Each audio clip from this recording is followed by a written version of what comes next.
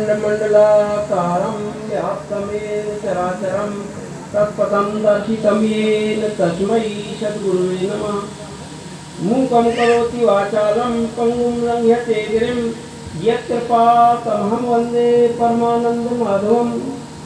वसुदेवसुतं देवं कंसचाणूरमर्दनं देवकी परमानंदं कृष्णं वन्दे जगद्गुरुं। हमारे ग्राम खापा में श्री कृष्ण जी का जन्म महोत्सव मनाते हैं प्रतिवर्ष। आज के 4 वर्ष पहले इसी स्थान पर 25वां सत्संग हुआ था, जो बड़े विशाल स्वरूप में मनाया गया। आज का ये जन्म महोत्सव 29वां सत्संग दिवस है और 28वीं वर्षगांठ है। माने गांव में चलते हुए 28 वर्ष हो गए हैं, पर 29वीं बार आज मनाया जा रहा। इस कार्यक्रम के आयोजक, कर्ता धर्ता, सहयोगी श्री शिवराज जी, छोटे भैया, उनका परिवार एवं उनके बड़े भैया आदरणीय मुंजार भैया, उनका परिवार, सभी साधुवाद माने धन्यवाद के पात्र हैं। यहाँ ग्राम उमरा से पधारे हुए आदरणीय सरदार स्नेही सरदार जी, सागर जिला महाराजपुर खमरिया से पधारे हुए शिवराज जी पटेल और हमारे परम मित्र ये शास्त्री जी जो मेघ से पधारे हैं, और यहाँ अभी जो अपना संबोधन रख रहे थे हमारे बचपन के साथी स्नेही तुलसी राम जी, अन्य ग्रामों से पधारे हुए सभी ईश्वर प्रेमी सज्जन वृंद, ग्राम खापा के सभी उपस्थित सत्संग प्रेमी सज्जन तथा सत्संग में आनंद लेने वाली आदरणीय शक्ति स्वरूपा देवियों, सभी का अभिनंदन है, प्रणाम, नमस्कार, वंदन आदि है। भगवान श्री कृष्ण जी के विषय में कुछ चर्चा करना आज के दिन जरूरी होता है। एक शूरसेन थे, शूरसेन का एक पुत्र और एक पुत्री थी। पुत्र का नाम था वसुदेव और पुत्री का नाम था प्रथा। शूरसेन के एक मित्र थे राजा कुंती भोज, निसंतान थे। उन्होंने शूरसेन की पुत्री प्रथा को दत्तक पुत्री के रूप में माने गोदी नाम ले ली थी और कुंती नाम रख दिया था। और वसुदेव का फिर ये वसुदेव की बहन थी कुंती और श्री कृष्ण जी की बुआ या फुआ थी। ये हम जिसको हम मथुरापुरी कहते हैं, जहाँ कंस का राज था। त्रेता युग के चौथे चरण में अंतिम काल में एक मधुपुरी नाम की नगरी थी, जिसमें लवणासुर नाम का राजा राज्य करता था। श्री राम जी के छोटे भाई शत्रुघ्न जी ने लवणासुर का वध किया था। वो मधुपुरी बाद में मथुरा जी के नाम से विख्यात हुई और मथुरा जी में उग्रसेन का राज था। उग्रसेन का बेटा, बड़ा बेटा कंस जिसका नाम था, छोटा था सुनामा, ये 2 भाई थे। तो कंस बड़ा अत्याचारी, उत्पाती, दिमाग का, स्वार्थी वृत्ति का व्यक्ति था। उसने अपने पिता उग्रसेन को जेल में डाल दिया था और स्वयं मथुरापुरी का राजा बन बैठा था।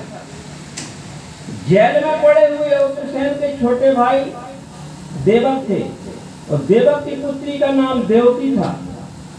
वो देवकी का विवाह शूरसेन के पुत्र वसुदेव से हुआ। अब बाद में उसने कंस ने देवकी वसुदेव को जेल में डालने की योजना बनाई। तो उस समय वसुदेव की जो प्रथम पत्नी थी रोहिणी नाम की, वसुदेव ने उनको अपने मित्र नंदराय के यहाँ सुरक्षित कर दी थी रोहिणी को।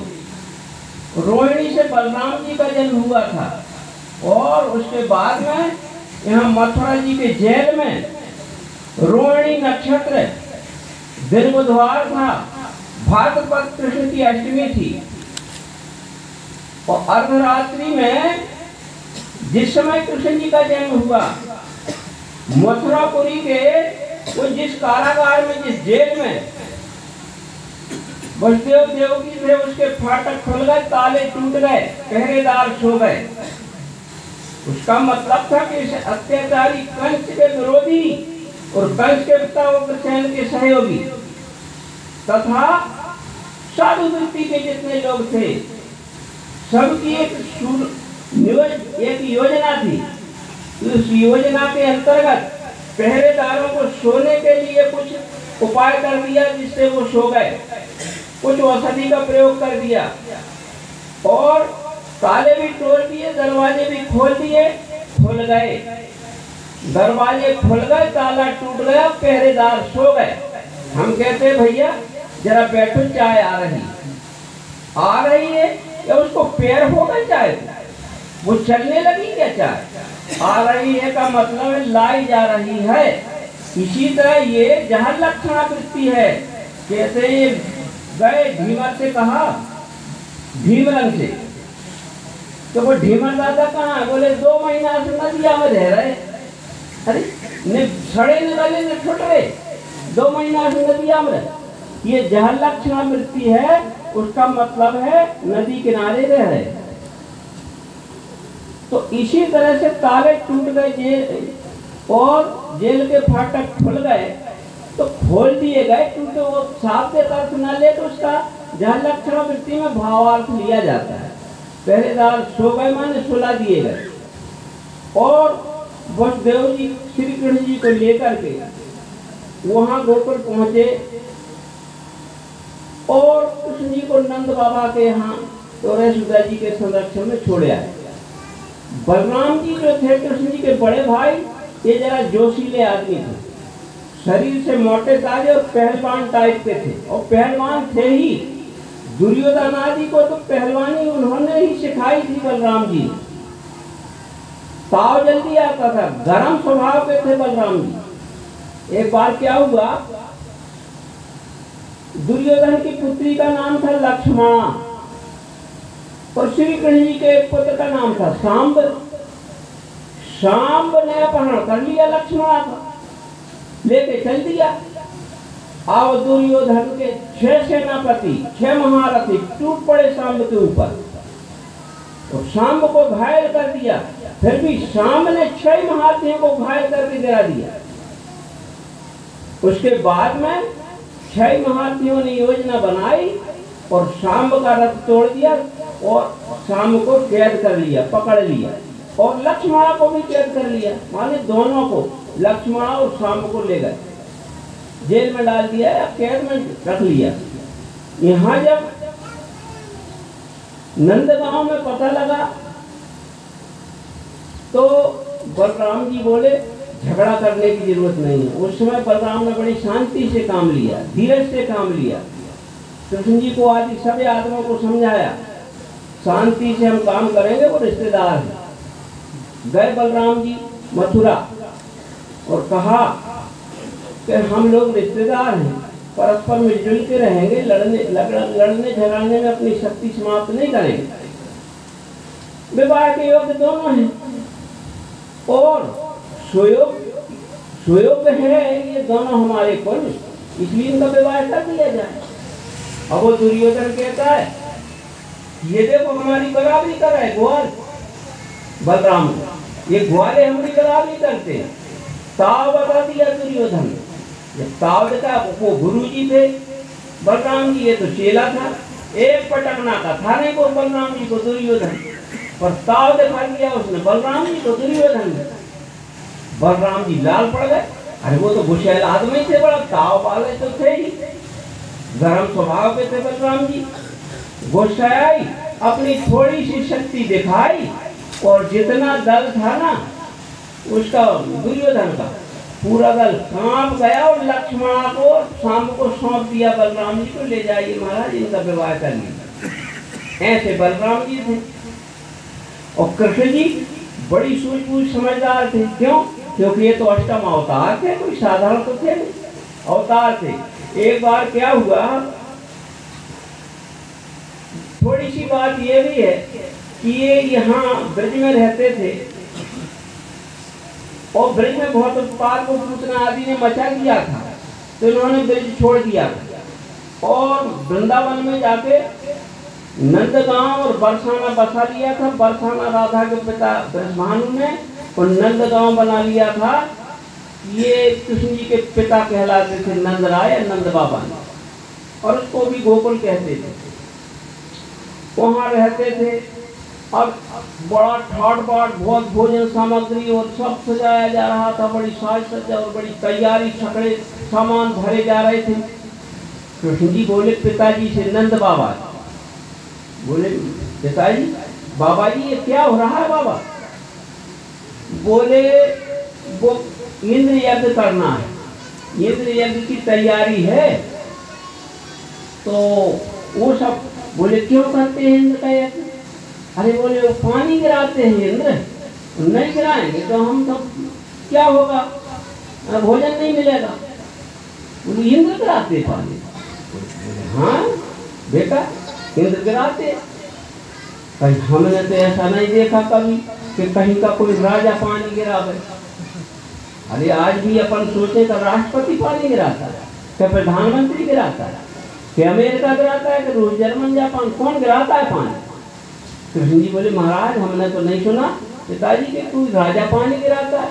वो तो राजा है, राजा कहीं पानी गिराएगा भला? पानी से क्या संबंध है राजा? और बोले कैसे गिरता है? बोले 3 गुण है प्रकृति में, सत्वगुण, रजोगुण, तमोगुण। ये भागवत की कथा है 10वें स्कंद की। कृष्ण जी बोले कि 3 गुण होते हैं प्रकृति में। जब रजोगुण की क्रिया होती है, उस रजोगुण की क्रिया से ही,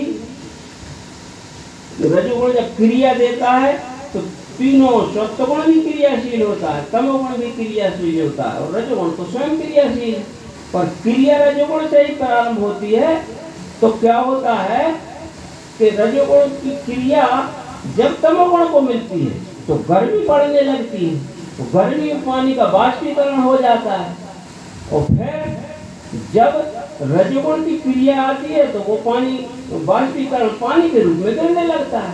पानी गिरता है, ठंडक आती तो वो रजोगुण क्रिया देता है सत्वगुण को, तो ठंडक की ऋतु आ जाती है। इस तरह से ऋतु परिवर्तन 3 गुणों के द्वारा हो जाता है, पर मूल संचालक तो रजोगुण है पिताजी। कृष्ण जी ने कहा और इसको बंद करो, ये क्या मतलब है, ये फालतू का खर्च करते हो। अरे इतना भोजन में स्थान हम सब लोग भोजन करेंगे। वो चलो वहाँ गोवर्धन के ऊपर, गोवर्धन में हम भी गाय चरते हैं, हम सब फल फूल खाते हैं, हमें लकड़ी जलाते हैं, वो हमारा पालन पोषण तो गोवर्धन पर्वत से हो रहा है। चलो गोवर्धन चलेंगे, वहीं सब भोजन पकवान बनाएंगे, होगा। अब ये तो हो गया, इनका गोवर्धन यज्ञ हो गया। इंद्र को पता लगा कि मैं अपना पानी गिराता, मैं कुछ मारा, तू मेरे नाम से तो करते थे वो लोग यार, मेरी तो प्रशंसा थी, मुझको तो मानते थे कम से कम। ये ग्वाल के लड़के ने तो मुझको मानना बंद कर दिया। वो क्रोधित हो गए, क्रोधित हो गया तो उसने सेना भेजी। कहाँ? यहाँ नंदगांव गोकुल में। जब सेना भेजी तो कहते बादल कड़कने लगे, बिजली कड़कने लगी, बादल गरजने लगे, पानी गिरने लगा, बड़े जोर का मूसलाधार। अरे बादल गरजने लगे और बिजली कड़कने लगी, वे सब अस्त्र शस्त्रों की चमक थी और उनकी तड़तड़ाहट, बड़े जोर की आवाज थी। वो पानी गिरने लगा, माने बाणों की बूंदें बरस रही थी, इतने सघन बाण चल रहे थे। और कृष्ण जी ने कहा गोवर्धन की एक वो तो कंदरा बहुत बड़ी, कंदरा में सब घुस गए, गोवर्धन धारण कर लिया, माने ऊपर गोवर्धन कर लिया और नीचे बिड़ गए। साफ सुरक्षित बच गए थे। ये कृष्ण जी की योजना थी और वो आखिरकार आकर इंद्र पैरों में लौट गया था कृष्ण जी के, और क्षमा मांगी थी इंद्र ने कृष्ण जी से।